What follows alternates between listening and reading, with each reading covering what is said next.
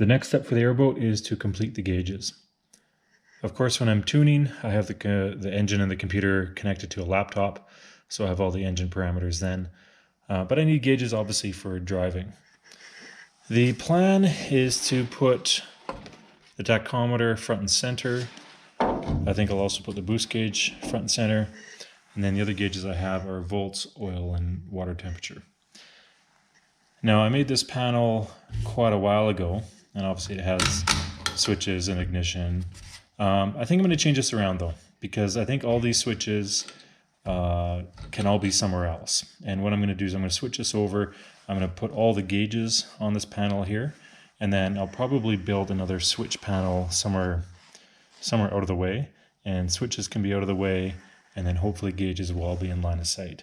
So basically I'm just going to, I'll take this off, I'll cut a new piece of aluminum to fit, and then mount all the gauges into this front and center.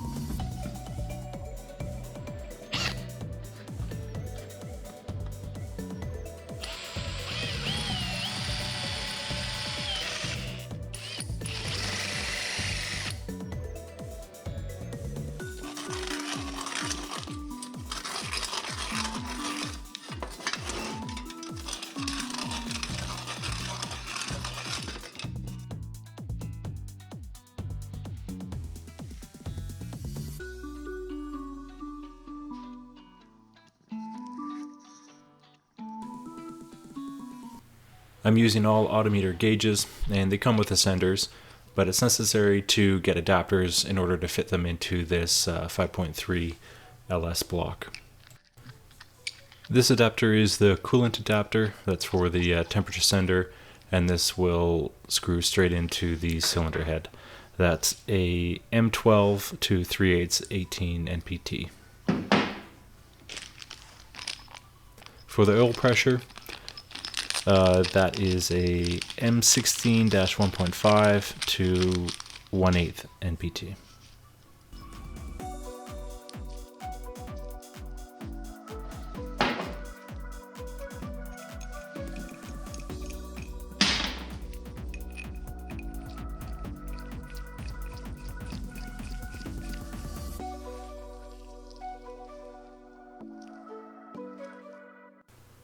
The oil pressure sender, it just goes in the place of the previous oil pressure sensor. The LS heads have a threaded hole for the temperature sensor. So on the driver's side it's at the front, on the passenger side it's at the back. The heads are the exact same, it just depends on the orientation of how they're bolted in. And so of course the sensor on the front is going to the computer, and on the back goes to the gauge. Every boat needs a name, and this is the name of the airboat. So this name is appropriate, I think, because when I started this, the intention was to build something for hunting, something for adventure. I never really expected it would turn into something like this, something with 600 horsepower, and the size of it was certainly overkill in many ways, hence the name.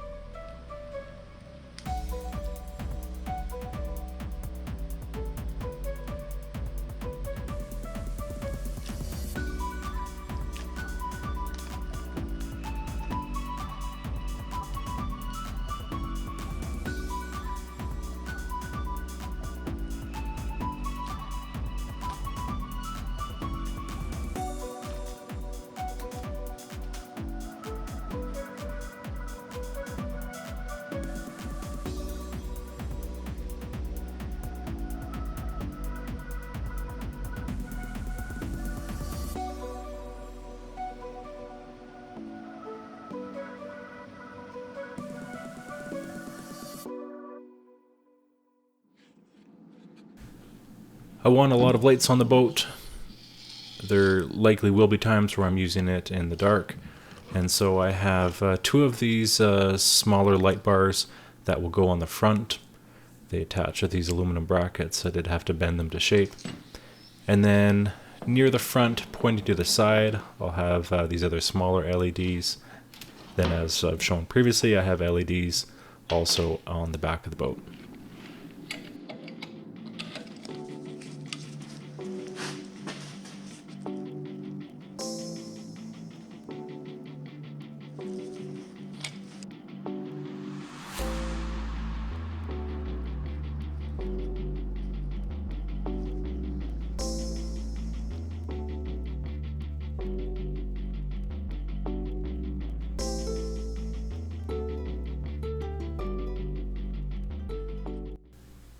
These are generic, relatively cheap LEDs, but they seem to work well. They do provide a lot of light, so overall I'm happy with them so far.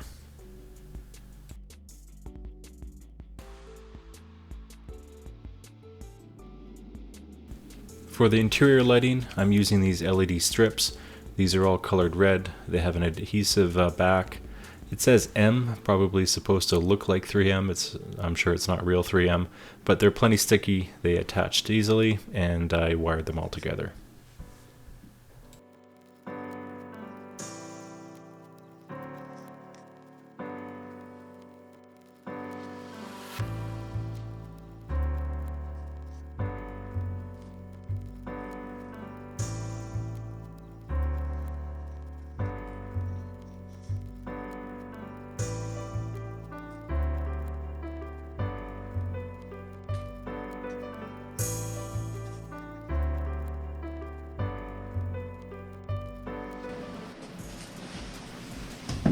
So the gauges and the panel are complete.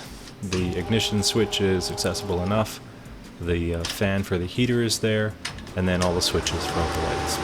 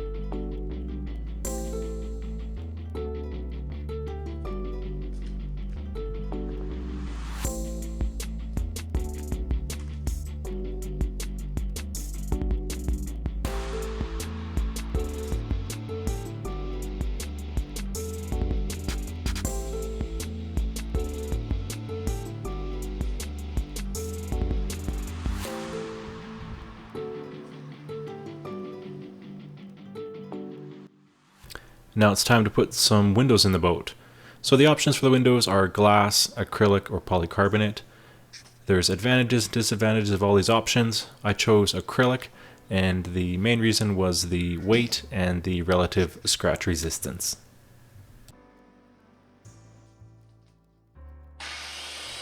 I used an 80-tooth ultra finishing blade in the skill saw, and it worked great on the acrylic.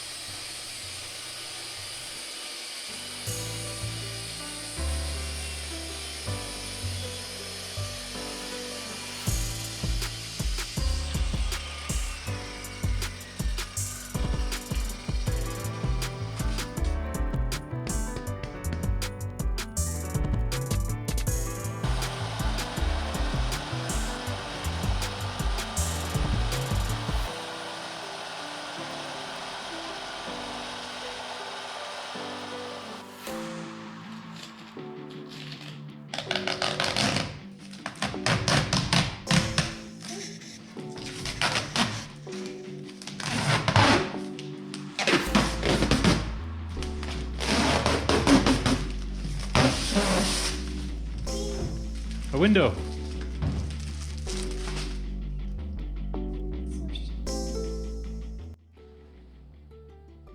So my strategy to fix the acrylic to the frame is to use VHB tape, and then I'm going to seal it over either with a urethane or a silicone.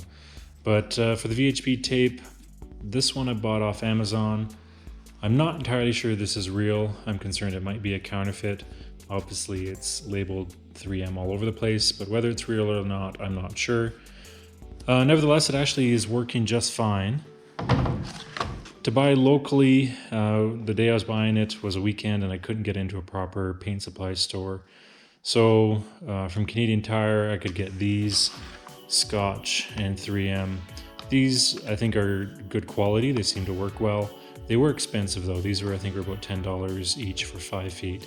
So for the price of them, I think, you know, being packaged in small quantities is driving up the price for sure. So I think the quality of those are fine. The price per foot is more expensive than it should be.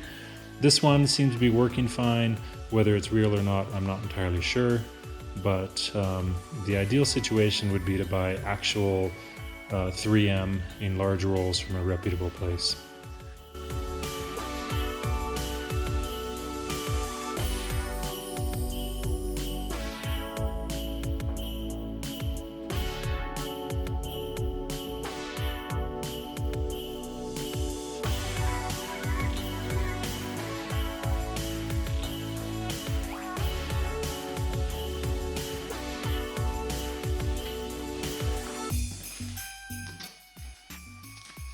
This VHB tape is so sticky that when you're applying the acrylic panel, you really only have one shot with it. Where it makes contact, that's where it's going to be.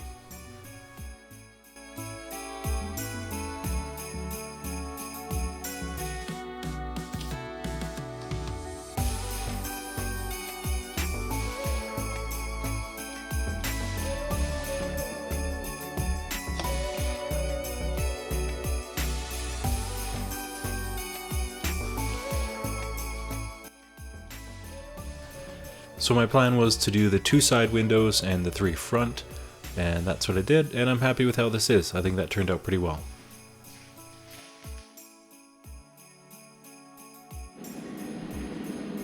Alright, so the windows are all taped in place with the VHB tape, and they feel solid. I think I could probably just leave it as is. They don't feel like they're going anywhere.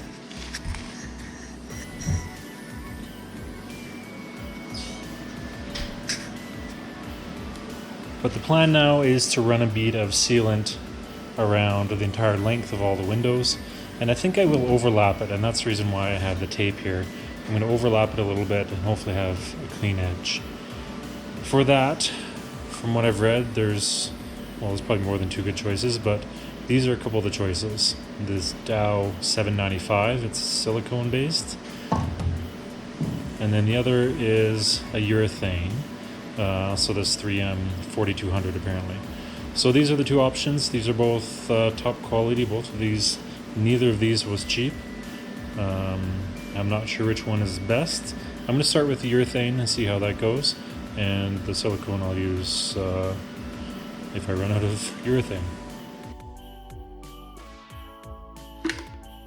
So I ended up using both of the sealants, both the urethane 4200 and the silicone 795, and both of them applied very easily. It was a tie there, but there was a clear winner, and that was the urethane.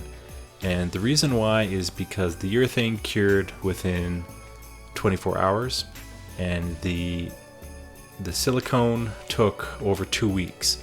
And that's in my garage, which is 15 degrees Celsius, so it's heated, but it's not super warm this time of year. And the silicone just took a really long time to cure. So the construction of OVERKILLER is complete. Now's the time to get it outside. We'll start some tuning, and pretty soon it'll be time for some adventures. Here comes some noise.